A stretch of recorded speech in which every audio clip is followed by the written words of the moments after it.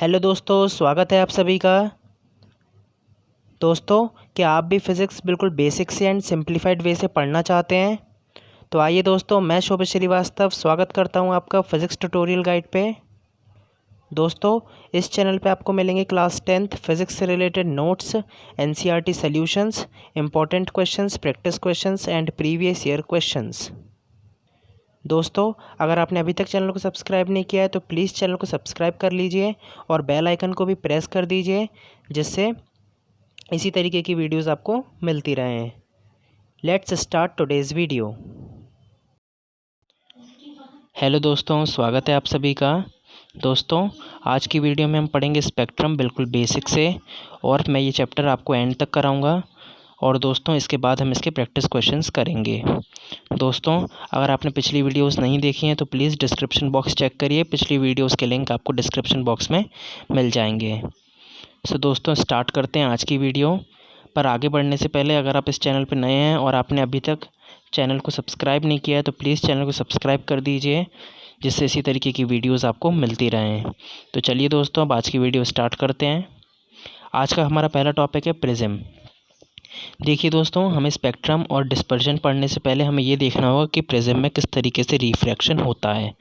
और प्रिज्म में रिफ्रैक्शन देखने के लिए हमें पहले ये पता होना चाहिए कि प्रिज्म होता क्या है और प्रिज्म की क्या क्या प्रॉपर्टीज़ होती हैं रिफ्रैक्शन के दौरान।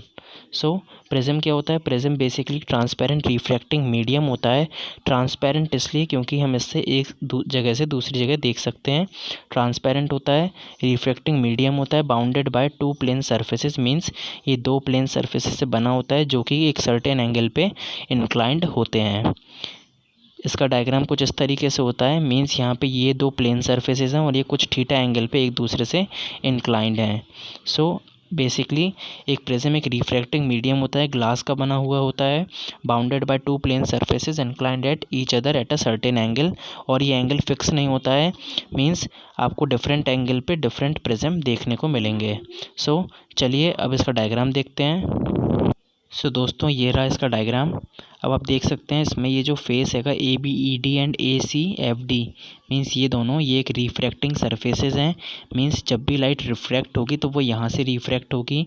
और जो बेस BEFC है, ये बेस हैगा प्रिज्म का। मीन्स जब प्रिज्म स्टैंड होता है तो ये इस पर स्टैंड होता है।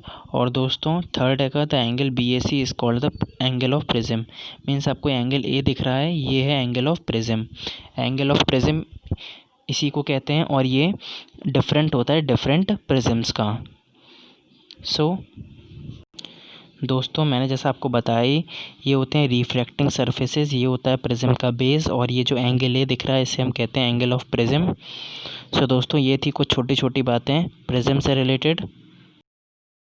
चलिए दोस्तों, अब नेक्स्ट टॉपिक है how does light gate reflected by the prism.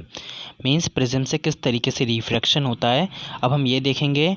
दोस्तों, मैंने आपको एक डायग्राम दिखाया है यहाँ पे। इस डायग्राम से हम समझेंगे किस तरीके से लाइट रिफ्रैक्ट होती है प्रिज्म से। देखिए दोस्तों, आपको मैं इस डायग्राम से समझाता हूँ कि किस तरीके से लाइट रिफ्रैक्ट होती है प्रिज्म से। आप दोस्तों देख सकते हैं कि आपको यहाँ पे एक प्रिज्म दिया गया है, ये एक प्रिज्म है और ये इसके रिफ्रैक्टिंग सरफेसेस हैं, और ये जो एंगल है थीटा, ये आपका आएगा एंगल ऑफ प्रिज्म। दोस्तों, आप देख सकते हैं इसमें हमने एक लाइट इंसिडेंट कराया PQ। आप देख सकते हैं PQ कुछ एंगल ऑफ इंसिडेंस पे इंसिडेंट हुआ, इस आई को हम कहेंगे एंगल ऑफ इंसिडेंस। दोस्तों, अब आप देख सकते हैं ये एक मीडियम को डिवाइड कर रही है, ये ग्लास है और ये एयर है। तो मीन्स लाइट किस तरीके से मूव कर रही है? लाइट मूव कर रही है रेरर टू डेंसर। हमें सबको पता है जब भी light rarer to denser move करती है तो वो टुवर्ड्स द नॉर्मल बेंट हो जाती है। तो आप देख सकते हैं हमने नॉर्मल ड्रॉ किया, तो आप देख सकते हैं लाइट बेंट हो चुकी है और इस तरीके से मूव होने पे यहाँ पर ये ये AC सरफेस है, इसके लिए दोबारा इंसिडेंट होती है। और आप देख सकते हैं हमने फिर से यहाँ पे एक नॉर्मल ड्रॉ किया, और अब आप देख सकते हैं अब लाइट मूव कर रही है डेंसर टू रेरर, और डेंसर टू रेरर मूव करने पे लाइट हमेशा अवे फ्रॉम द नॉर्मल हो जाती है। तो आप देख सकते हैं नॉर्मल ये है और ये away from the normal bent होके पास हो चुकी है। और दोस्तों आप देख सकते हैं ये जो है ये है एंगल ऑफ रिफ्रैक्शन और ये है angle of incidence AC surface के लिए। और दोस्तों जिस तरीके से हम ग्लास ब्लॉक में देखते थे एंगल ऑफ इमर्जेंट, इस तरीके से यहाँ पर ये जो ई एंगल है ये शो कर रहा है एंगल ऑफ इमर्जेंट। और दोस्तों आप देख सकते हैं लाइट को इस तरीके से मूव करना था, बट बिकॉज ऑफ रिफ्रैक्शन वो बेंड हो गई और फिर इस पाथ को फॉलो करते हुए मूव कर गई। बट वो अपने देखिए दोस्तों उसको जाना चाहिए था इस रास्ते, मींस इस तरीके से, और वो जा रही है इस रास्ते। सो मींस उसका डेविएशन कितना हो गया। सो ये डेविएशन, ये जो डेल्टा आपको दिख रहा है ये है डेविएशन, ये है angle of deviation. Angle of deviation means कितना लाइट अपने पाथ से डेविएट हो चुकी है, इसको कहते हैं हम एंगल ऑफ डेविएशन। इसको हम डेल्टा से रिप्रेजेंट करते हैं। मैं अभी आपको इसके बारे में और भी इन्फॉर्मेशन दूंगा। सो मैंने आपको बता दिया है यहाँ पे ये है नॉर्मल्स और ये है angle of incidence, angle of refraction और ये है डेविएशन एंगल। और दोस्तों लाइट इस तरफ मींस क्यू पॉइंट पे ये लाइट रिफ्लेक्ट हुई है टुवर्ड्स द नॉर्मल, क्योंकि मूव कर रही है रेयर टू डेंसर, और यहाँ पर लाइट मूव कर रही है डेंसर टू रेयर, तो away from the normal shift होके मूव कर चुकी है। चलिए अब देखते हैं आगे। सो देखिए दोस्तों इसमें लिखा है when a ray of light P Q falls on the face A B at an angle of incidence I at point Q it undergoes refraction and bends towards normal to travel along Q R. मैं अभी आपको बता ही चुका हूँ इस diagram में। फिर next point है the reflected ray Q R falls on the face A C at an angle of incidence I at point R it undergoes refraction and bends away from the normal to travel along R S. Means यहाँ पे फिर से दोबारा refraction हुआ और light अब move कर रही है denser to rare, denser to rare move कर रही है, सो तो वो शिफ्ट हो चुकी है away from the normal. Third है when the incident ray and the emergent ray are extrapolated they meet at point O. Means जब हम इस इमर्जेंट रे को और इंसिडेंट रे को बैकवर्ड प्रोड्यूस करते हैं तो वो कुछ ओ पॉइंट में मीट कर रही है। The line P Q O describes the original path of the incident ray, the line O R S describes the direction of emergent ray, thus the incident ray suffers a deviation. Means bending हुई है light की, deviation हुआ है through an angle due to refraction through the prism. The angle delta is called the angle of deviation. ये भी मैं आपको बता चुका हूँ। सो इस तरीके से होता है रिफ्रैक्शन। चलिए दोस्तों अब नेक्स्ट टॉपिक है factors affecting angle of deviation. Means वो कौन कौन से फैक्टर्स हैं जिन पे एंगल ऑफ डेविएशन डिपेंड करता है, अब हम ये देखेंगे। सो दोस्तों इसका पहला पॉइंट है एंगल ऑफ इंसिडेंस, और एंगल ऑफ इंसिडेंस ही इन सारे पॉइंट्स में सबसे इम्पॉर्टेंट है और इस पे क्वेश्चंस भी आते हैं। सो आप इसे अच्छे से समझिएगा। दोस्तों पहला पॉइंट है एंगल ऑफ इंसिडेंस, देखते हैं अब इसे। When the angle of incidence is increased, means जब हम एंगल ऑफ इंसिडेंस को बढ़ाते हैं तो angle of deviation first decrease, पहले वो कम होता है, passing through the minimum, means फिर वो एक मिनिमम पॉइंट पे पहुंच जाता है और फिर फर्दर एक्सटेंड करने पे वो इंक्रीज़ हो जाता है। मीन्स आप देख सकते हैं एंगल ऑफ इंसिडेंस हमने बढ़ाया तो एंगल ऑफ डेविएशन कम हो गया, और कम होते होते वो एक मिनिमम पॉइंट पे पहुंच गया, और फिर हमने अगर फर्दर इंक्रीज़ किया सो वो इंक्रीज़ होने लगा angle of deviation. Thus for a certain value of angle of incidence the light passes through the prism suffers minimum deviation। Means दोस्तों जब हम एंगल ऑफ इंसिडेंस को बढ़ा रहे होते हैं तो वो एक मिनिमम पॉइंट पे पहुंचता है, और उस मिनिमम पॉइंट पे जो एंगल ऑफ डेविएशन होता है उसको हम कहते हैं मिनिमम एंगल ऑफ डेविएशन। सो इस पॉइंट में आपको बेसिकली ये याद रखना है कि जब भी हम एंगल ऑफ इंसिडेंस को बढ़ाते हैं तो एंगल ऑफ डेविएशन डिक्रीज़ होता है और एक मिनिमम पॉइंट पे पहुंच जाता है, फिर उसे फर्दर इंक्रीज़ करने पे एंगल ऑफ डेविएशन भी इंक्रीज़ होने लगता है, और जिस पॉइंट पे वो मिनिमम वैल्यू अटेन करता है एंगल ऑफ डेविएशन, उस पॉइंट को हम उस एंगल ऑफ डेविएशन को कहते हैं मिनिमम एंगल ऑफ डेविएशन। चलिए दोस्तों हम इसका ग्राफ देखते हैं। ये है graph angle of incidence and angle of deviation का।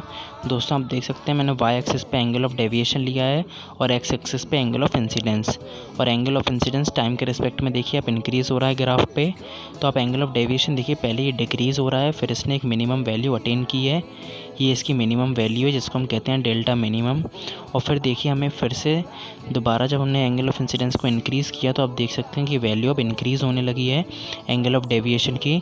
सो बेसिकली ये है graph angle of deviation and angle of incidence का। दोस्तों आप इसे अच्छे से याद कर लीजिए, ये बहुत पूछा जाता है, ये इंपॉर्टेंट है, सो प्लीज़ आप इसे याद कर लीजिए। नेक्स्ट पॉइंट है दोस्तों angle of prism. So the angle of deviation of a ray of light passing through the prism is directly proportional to the angle of the prism. Means जितना ज़्यादा angle of prism होगा उतना ज़्यादा deviation होगा ray of light का। Means angle A यहाँ represent कर रहा है एंगल ऑफ प्रिज्म को, is directly proportional to angle of deviation. Means जितना ज़्यादा एंगल ऑफ प्रिज्म होगा उतना ज़्यादा एंगल ऑफ डेविएशन होगा। नेक्स्ट पॉइंट है refractive index for same angle of prism for same angle of incidence. Means अगर ये दोनों चीज़ें सेम हैं then the angle of deviation is directly proportional to the refractive index of the material. Means if angle of prism and angle of incidence is same then the angle of deviation is directly proportional to the refractive index of the material। दोस्तों same का मतलब ये नहीं है कि angle of prism और angle of incidence आपस में सेम है।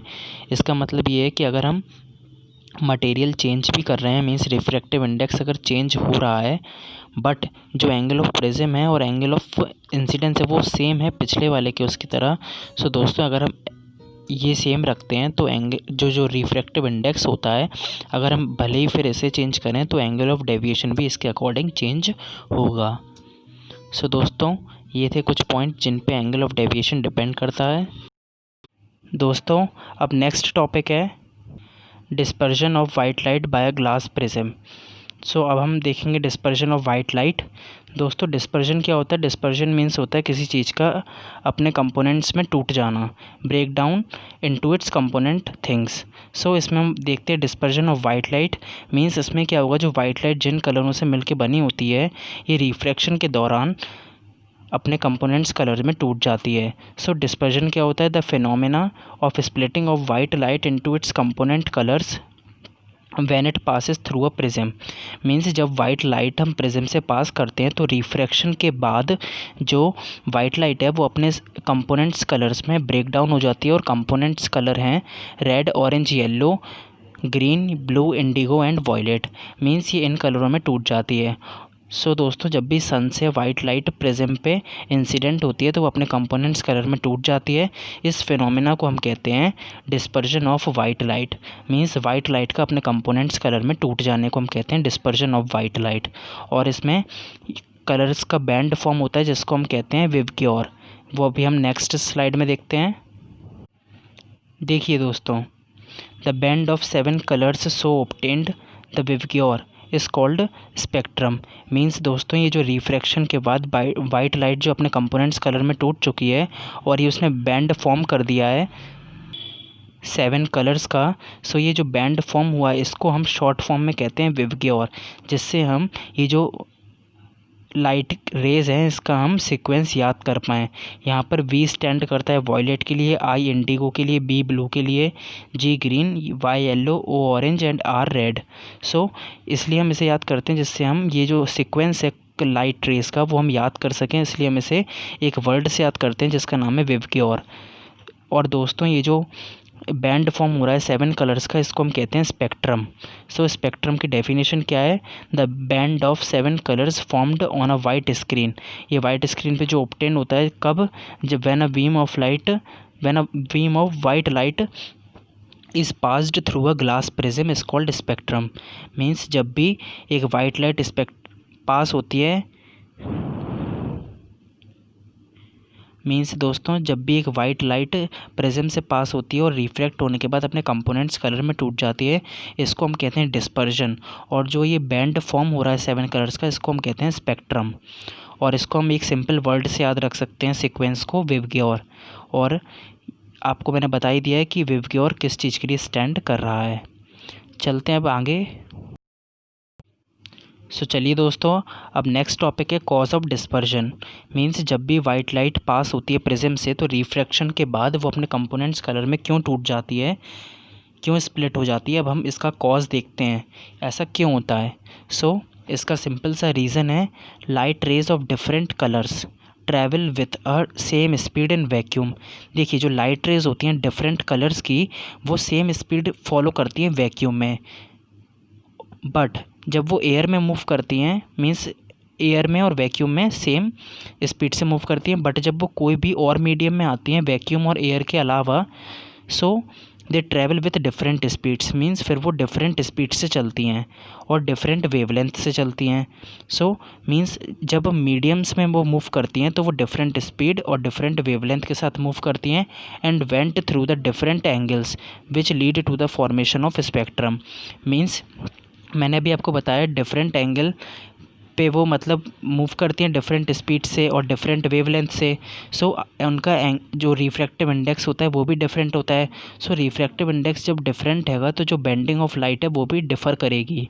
सो इससे क्या होगा, ये डिफ़र की वजह से ही वो जो वाइट लाइट है वो अपने कंपोनेंट्स कलर में टूट जाती है। सो इसका बेसिकली एक सिंपल रीज़न ये है कि जो लाइट रेज होती हैं वो वैक्यूम में और एयर में तो सेम स्पीड से चलती हैं, बट जो मीडियम है, मीडियम में वो डिफरेंट स्पीड से चलती हैं और डिफरेंट वेवलेंथ से चलती हैं और उनका एक डिफरेंट वैल्यू होती है रिफ्रैक्टिव इंडेक्स की हर एक मीडियम में, जिसकी वजह से वो डिफरेंट एंगल पे इंक्लाइंड हो जाती हैं और वो फॉर्मेशन कर देती हैं, किस चीज़ का फॉर्मेशन कर देती हैं, स्पेक्ट्रम का, द बैंड ऑफ 7 कलर्स। सो ये था इसका रीज़न। सो रीज़न बेसिकली बस सिंपल सा है कि डिफरेंट स्पीड होती है और डिफरेंट वेवलेंथ होती है हर एक मीडियम में। आई होप दोस्तों आपको ये समझ। मैंने अभी आपको एक वर्ड बताया था विवग्योर। सो विवग्योर में क्या होता है, विवग्योर में जो ये आर है वो स्टैंड कर रहा है रेड कलर के लिए। सो रेड कलर की वेवलेंथ सबसे ज़्यादा होती है तो वो सबसे जल्दी मूव करता है, सबसे फास्ट स्पीड से मूव करता है, और जो वॉयलेट कलर होता है उसकी सबसे लो वेवलेंथ होती है तो वो सबसे धीरे मूव करता है, स्लो स्पीड से मूव करता है। सो इससे क्या है, सो दोस्तों आप डायग्राम में देख सकते हैं रेड लाइट सबसे जल्दी मूव करती है।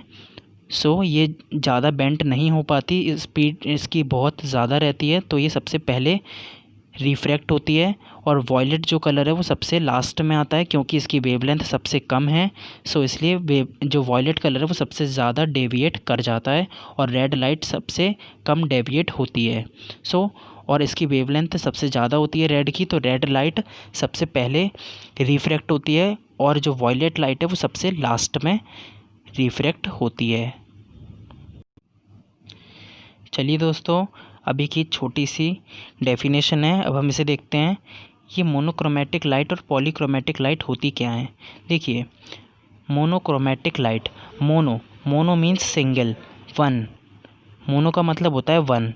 सो monochromatic light means the light of single colour और ऑफ सिंगल वेवलेंथ, मीन्स वो लाइट जिसका सिंगल कलर हो और सिंगल वेवलेंथ हो।